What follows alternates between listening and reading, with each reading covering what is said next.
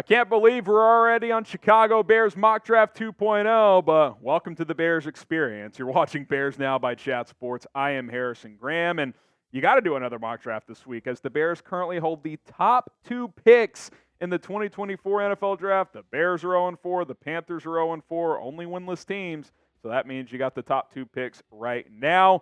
And before we jump into this mock, because obviously when you have the number 1 pick, drafting Caleb Williams is the common result, right? I want to ask you guys, though, before we dive in, if you had to decide today, not 3 months from now after the rest of the season plays out, today, who do you want is the Bears' 2024 quarterback? If you could choose, type JF for Justin Fields or type CW for Caleb Williams. You got to make the call right now. Go ahead and make your pick down in the comments section. Okay, let's get into my mock draft 2.0, and my answer essentially right now is I got to go Caleb Williams, and there's a lot of factors, and let me just first say this. I'm rooting for Justin Fields as much as anyone else. I feel like I've been very clear on him. I think his talent is very good. I think he can be a franchise quarterback in this league, but he's been inconsistent, and fair or not with the coaching, the external factors, all that stuff, there are reasons why you would move on, especially if you get the number 1 pick. He played awesome against Denver. If he can do, similar stuff to this the rest of the season, the conversation could shift. And look, you would think you'd win some games in that scenario, and maybe you don't get the number 1 pick.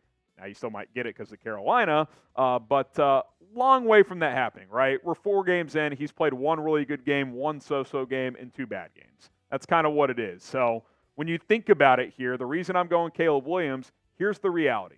If the Bears land the number 1 pick, that likely means you get a new coaching staff. You're going to give Justin Fields a 3rd coaching staff to work with. That's pretty rare for a quarterback on a rookie contract. Resetting the clock on a rookie quarterback as well, just from a cap situation standpoint. You could start with Caleb Williams on a rookie quarterback deal, cheaper contract for up to 5 years, versus Justin Fields entering year 4. And then if he balls out, you got to pay him big money, which you'd be happy to do if he balled out. But the timeline could make sense if you're resetting with the coaching staff and potentially even the general manager. Caleb Williams is a generational talent. He's upped his accuracy this year to almost 75%. That's up from 65, 66 last year. He's thrown 1 interception this year, 21 touchdowns. He runs when he needs to, but when he escapes the pocket, he's always keeping his eyes downfield. Now, some of these plays where he holds the ball forever, you're not going to be able to do that in the NFL, but you can do some of that. We see quarterbacks in this league do some of it. The league is embracing guys like this more and more. And look, I'll be honest, I'd be shocked if they passed on Caleb Williams if they landed the number 1 pick. I just would.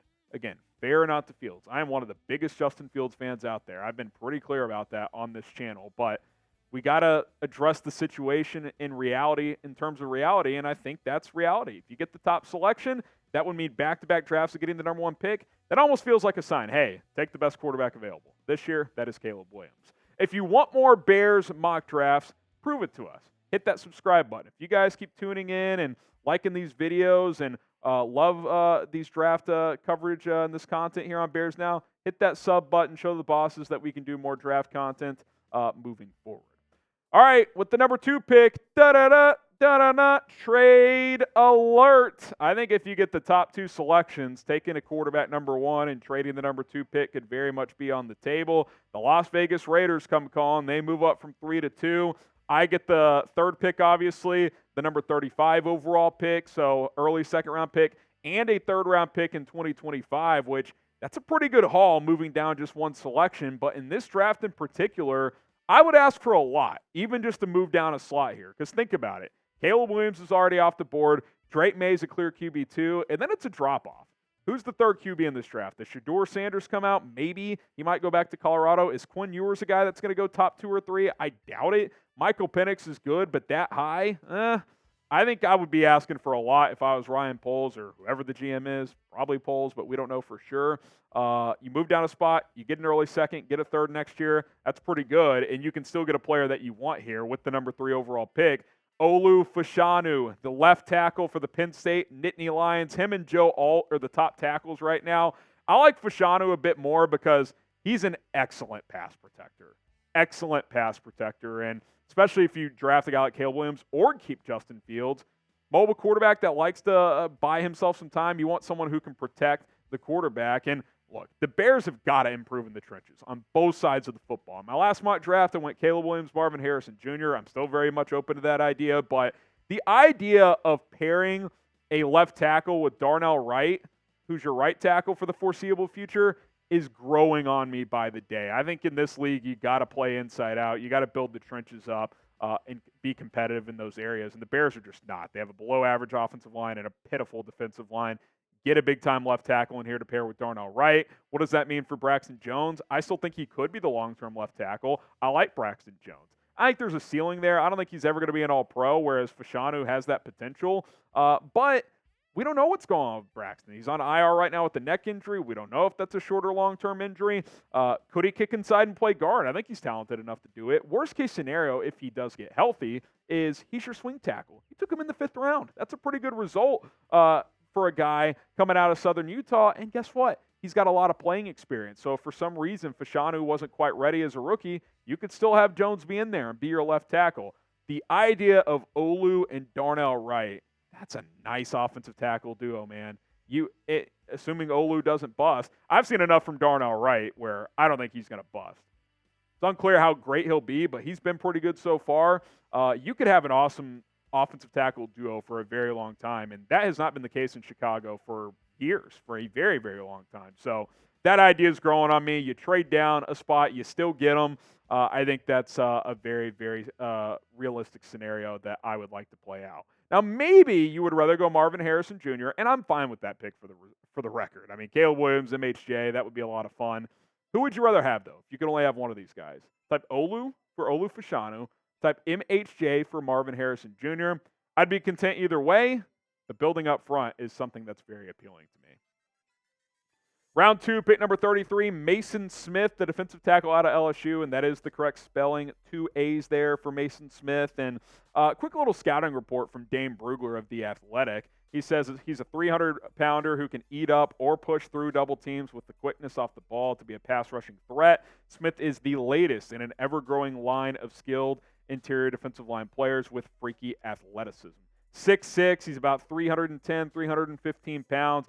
This could be your 3 technique. Very possible. I know the Bears just drafted Zach Pickens and Jervon Dexter, but if you don't see great progress from them, doesn't mean they can't be part of your future. But if you think a guy like Maason Smith can be a plug-and-play day one starter and productive there, that would be hard to pass up because, again, you got to get better on the trenches. You got no game records on your defensive line right now. None. Yannick Ngakoue is a solid veteran. He's not a game wrecker, and I think what we've seen through 4 games is if he's your top defensive lineman, that's not ideal. He's a good number 2. Like if you have a good interior guy or if you have another edge rusher that takes on double teams, he's pretty good. But I think teams right now, they're just locking Yannick down because no one else can win one-on-one battles. You have 2 sacks in 4 games, so I think that's pretty clear. You plug this guy into the middle of your defense. He tore his ACL last year, so you'd have to see the medicals, but had 4 sacks as a freshman, off to a good start this year. So I would be very interested in Maason Smith in that late round 1, early round 2 range for this defensive line. Today's show sponsored by GameTime. Concerts, sporting events, comedy shows, much more. Get the best tickets at the last minute as well for the best prices available with GameTime. Buying tickets to any event, well, it shouldn't be frustrating. It should be very easy and very painless. With GameTime, it is. GameTime's goal for you is to have a peace of mind with your purchase and to help you save as much money as possible when buying your tickets. Whether you're going to a Bears game, a Bulls game, a concert, or any other event, GameTime wants you to have the best experience possible. And by the way, looking for last-minute tickets, they have flash sales all the time. GameTime has the best deals for you. I went to a TCU game last fall, literally the day of. I was like, you know what? I woke up, Kansas State night game. I was like, this is going to be a fun game. I was like, I don't know where I'm going to get tickets, though. My normal ticket hookup for TCU fell through, so I went to the GameTime app, and I used promo code BearsChat, got $20 off my first purchase there, like you guys can as well, and I got into the stadium, no problem, no harm, no foul. Day of. You can do it hours before. I've told you guys the story of the national championship game at SoFi Stadium. Myself and our bosses, GameTime, 2 hours before kickoff, bought 4 tickets, no problem. Promo code BearsChat gets you $20 off, so all you got to do, download the GameTime app, the little icon in the bottom left corner. That's how you know it's the right app. Download GameTime, Create an account and then use promo code BearsChat. That gets you $20 off your first purchase. Last-minute tickets for the lowest price guarantee with GameTime. Go check them out today. Here's the first pick where some people might be like, this is kind of interesting. Ja'Tavion Sanders, the tight end out of Texas. He's been getting late round 1, early mid-round 2 buzz. Yes, I know you've paid Cole Kmet. Yes, he just came off probably the best game of his career, 85 yards, whatever it was, 2 touchdowns. I like Cole Kmet a lot. But I also know in today's NFL, 2 tight end sets are very popular. You look at a lot of the top offenses, they run a lot of multiple tight end sets. They do. And Ja'Tavion Sanders is an absolute freak with the ball in his hands. You look at his last 2 seasons at Texas. Last year in 13 games, 54 catches, 613 yards, 5 touchdowns, average of 11.4, which is really good for a tight end. How about 21.4? I know it's a smaller sample size early on this year, but after the catch, this kid is special. 13 catches, 278, and a touchdown. To me, this is Evan Ingram with better hands and a better blocker. He's not a great blocker, but he's serviceable there. He's gotten better this year in that area. Evan Ingram can't block at all. This is Evan Ingram on crack. That's what Ja'Tavion Sanders in. He can work the seam. He can play big slot. Texas lines him up on the outside against smaller corners, and he'll just post up. I mean, he is a mismatch nightmare. And can you imagine scenarios where him and Kmet are on the field at the same time? You got DJ Moore split out wide. Maybe Darnell Mooney's back here as your number 2 receiver, or maybe you draft another receiver on the outside as well. I mean, that's pretty appealing to think about. Is it a top need? No. But could it really open your offense even more? I mean, you know what's kind of weird? His skill set as a receiving threat is kind of like Chase Claypool, but a lot better, and he's not a head case. It's kind of similar. It really is. I like Ja'Tavion Sanders a lot. I think he can be really good for this Bears offense. I think I took him last week. I'll take him again here. Sedrick Van Pran, first pick of the 3rd round. He's second, 3rd-round guy. Could be the best center in this draft. And I made this point last week. No more Band-Aid centers. It's time to find a long-term solution there. Lucas Patrick, Cody Whitehair, Sam Mustipher, who, of course, is actually playing pretty good in Baltimore right now. But that's neither here nor there.